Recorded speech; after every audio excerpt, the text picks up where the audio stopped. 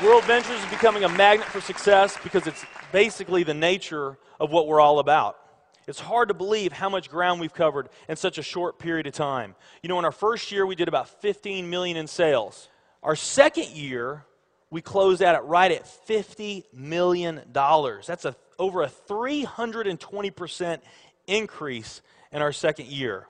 And we are totally convinced that we will clear in our third year $100 million.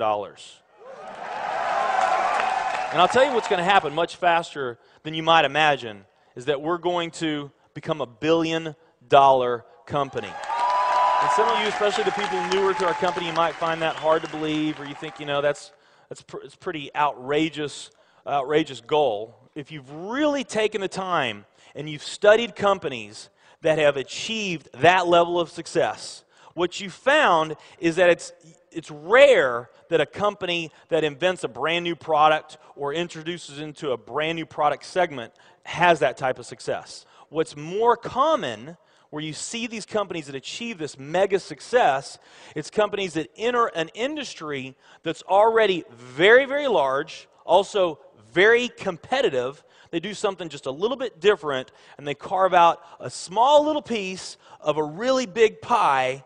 And with that small little piece, they become over $1 billion a year company.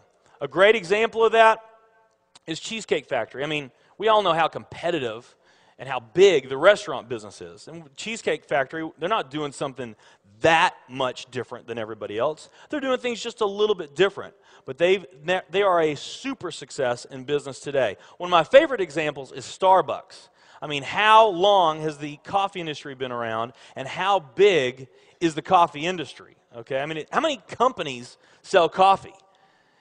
Starbucks, doing it just a little bit different, they carved out their piece, and now they're a multi-billion-dollar company. And I got a little demonstration that I want to show you that I think is kind of fun. The coffee industry is $100 billion. So $100 billion every year is spent around the world on coffee.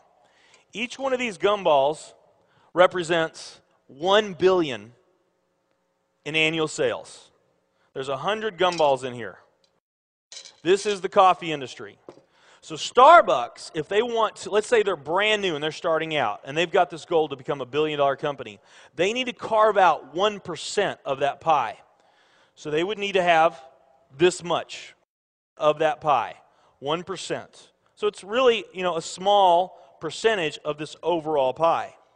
They've been more successful than that. 2, 3, 4, 5, 6, 7, 8. They do about $8 billion in sales. That's a pretty significant portion of the entire worldwide global sales of coffee.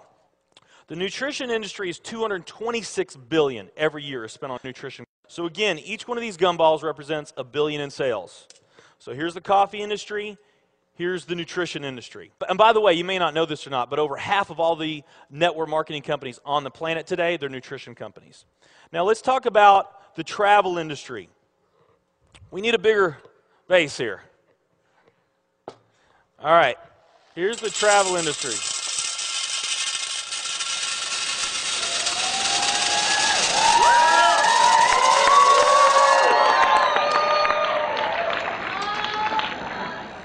Pretty impressive, right? Well, it doesn't stop there.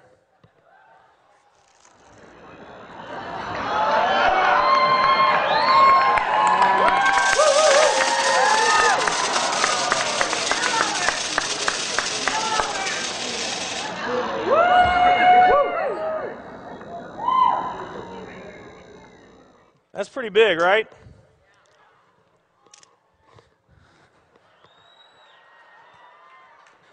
There's more.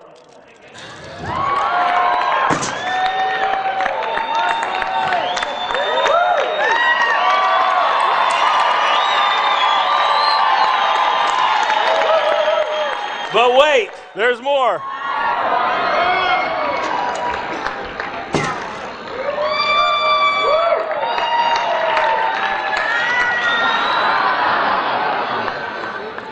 And one more.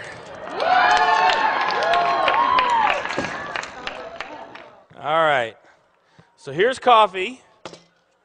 Here's nutrition, the entire nutrition industry. Here's travel.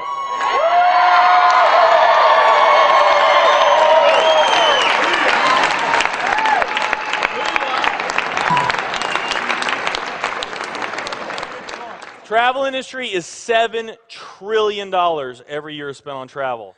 And they also say that the travel industry is going to grow from $7 trillion to $13 trillion over the next decade. Nutrition and travel.